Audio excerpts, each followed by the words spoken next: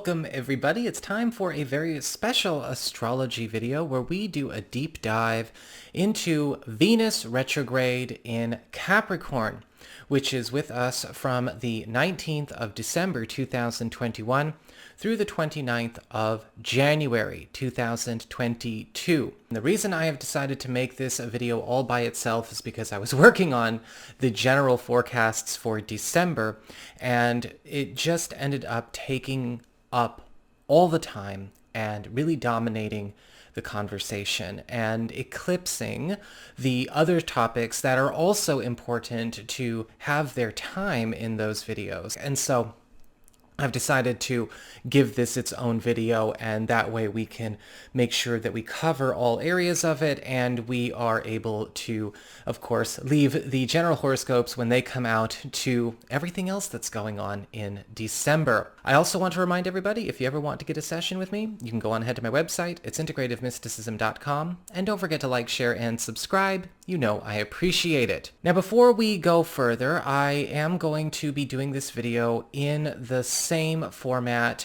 that I did the Neptune retrograde video and the Jupiter retrograde videos. And so if you will open up your down bar below, you will see all areas of life covered for each sign that are going to be feeling the effects of the Venus retrograde in Capricorn most predominantly. So make sure that you're also checking, of course, your ascendant.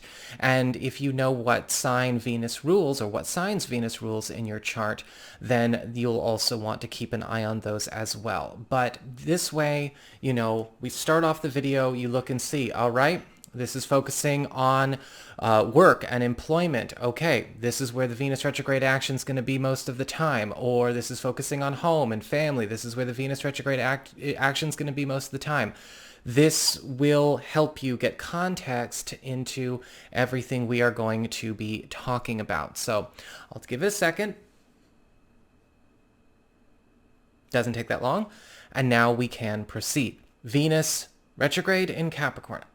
I do want to mention that, you know, when we talk about retrogrades are not the scourge of our existence. You know, these are not things that we need to necessarily fear or dread or hunker down and pray for daylight and, you know, be astrology victims over.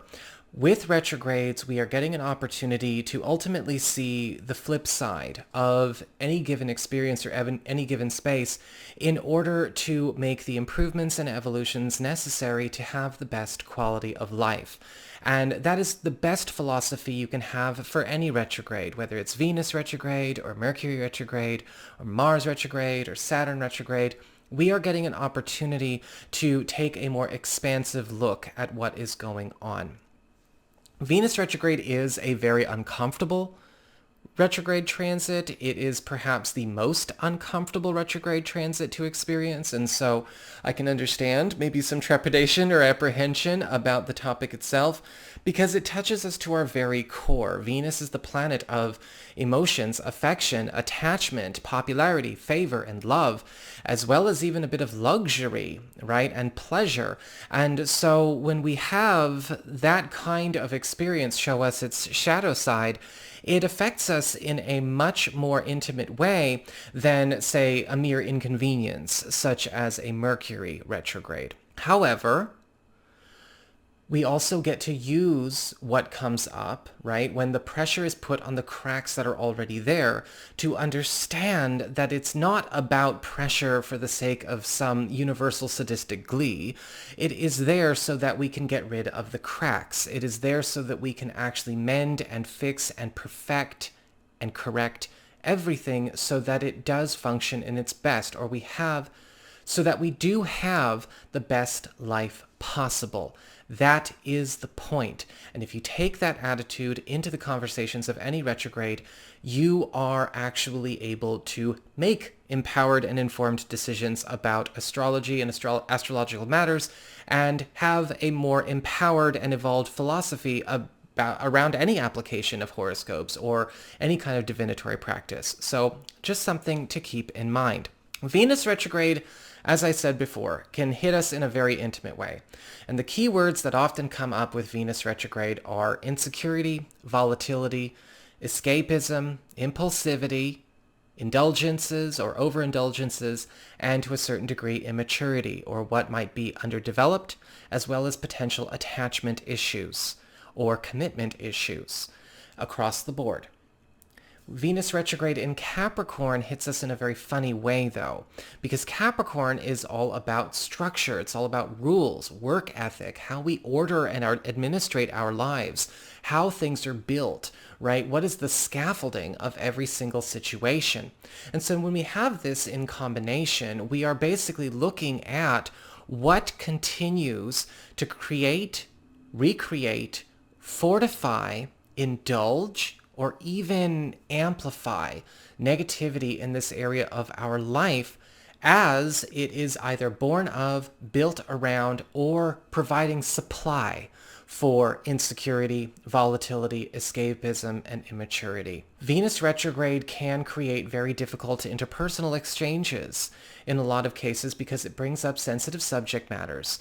And sometimes these subject matters are ones that people have worked very, very hard to either try to cover up or in very unhealthy situations, possibly learned to either empower or overcompensate for or misdirect attention from. This can come up in a lot of different ways. You know, we could have difficult exchanges with clients and customers. There may be situations where we have to bring up difficult topics of conversation with partners, with spouses.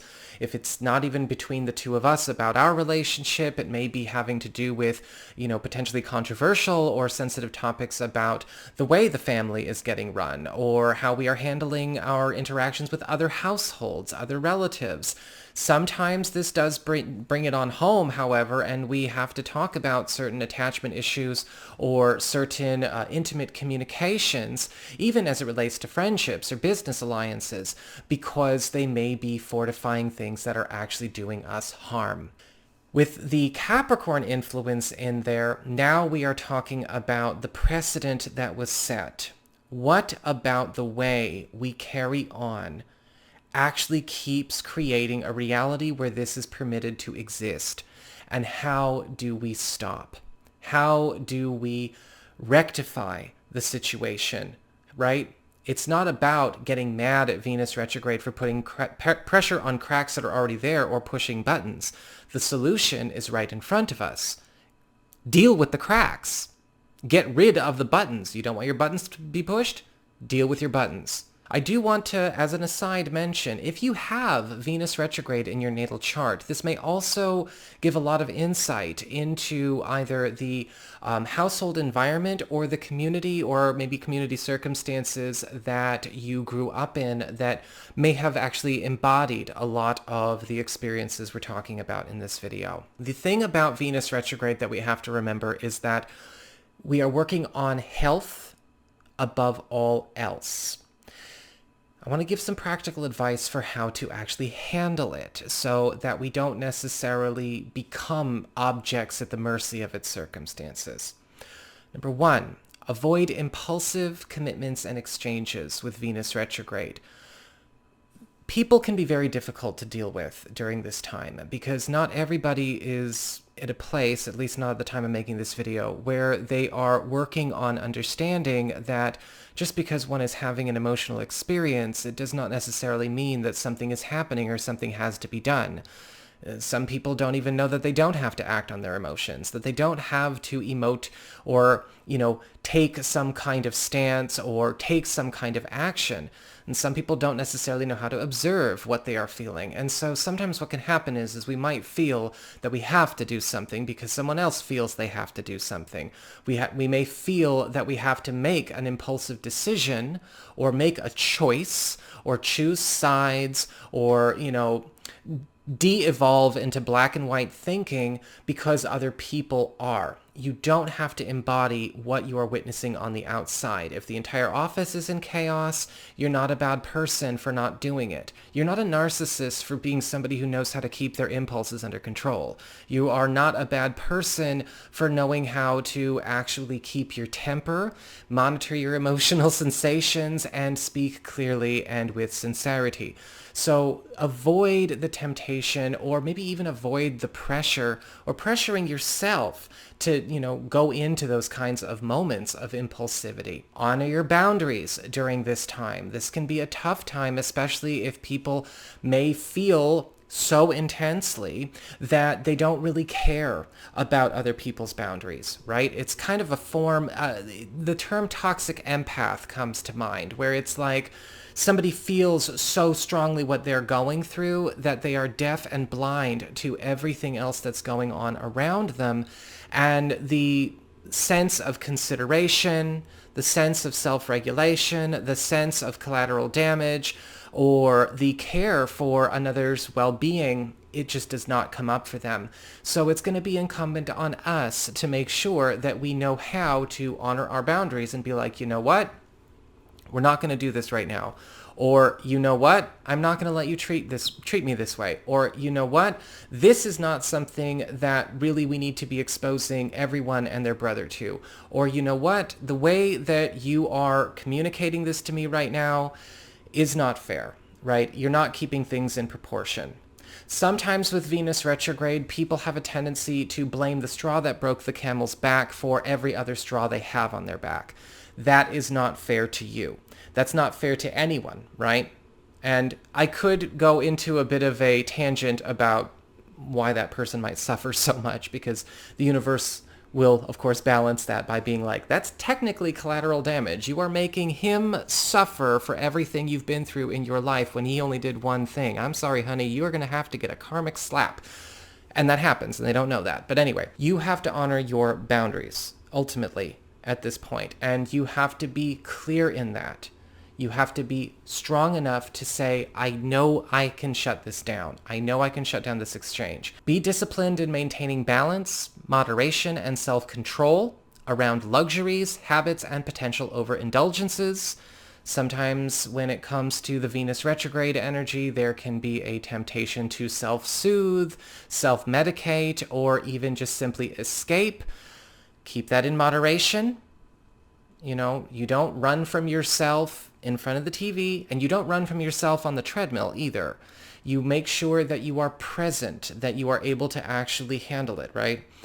Keep passions under your control. Avoid costly whims and decisions that you can't take back. That goes back to avoiding impulsive commitments or exchanges, personal or professional. Work constructively to dismantle unhealthy and dysfunctional precedents.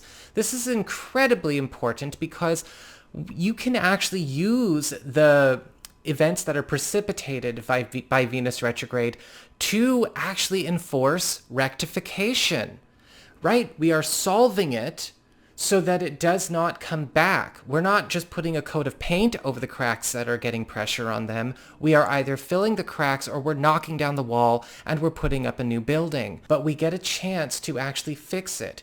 Avoid misunderstandings. Maintain a policy of honesty and avoid communicating through paraphrasing or overgeneralization. This is a big one. Misunderstandings due to emotional reasoning are very likely at this time. And of course, emotional reasoning is not the way to go about constructive work or constructive relationship work, constructive communication work, constructive professional work. And so we want to make sure that we are not paraphrasing or overgeneralizing, because we could also be in a situation where people could help us, but they just don't know enough to help us. And also, when other people are doing that with you, don't get sucked into drama.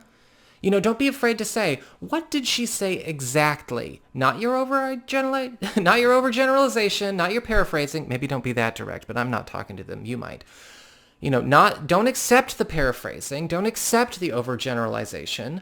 Ask for quotations, be extremely accurate and clear with your words and ask that others be as well. That's a part of maintaining healthy boundaries, right? Be impeccable with your word. This is a time where we can either have Venus retrograde work for us or work against us. It all depends on the gumption we have to do the work and to take ownership of where that work needs to be done. It is a challenging retrograde. I'm not going to lie. I'm not going to mince words. And I think that trying to sugarcoat things or put things in an overly positive light just because is more overindulgence. It's more escapism.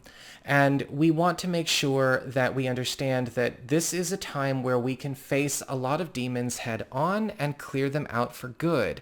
You may also get a chance to clean out a lot of closets as far as your closest connections go, making them a lot healthier. But at the same time, yes, you may also find out that certain connections, certain friendships, certain alliances, or whatever, are not healthy at all. It's going to be unique to each and every person and each and every circumstance. But if you use these tools, you can get through Venus retrograde much easier than a lot of people will. And so share this video. So that is what I have got for you all. I hope you enjoyed it.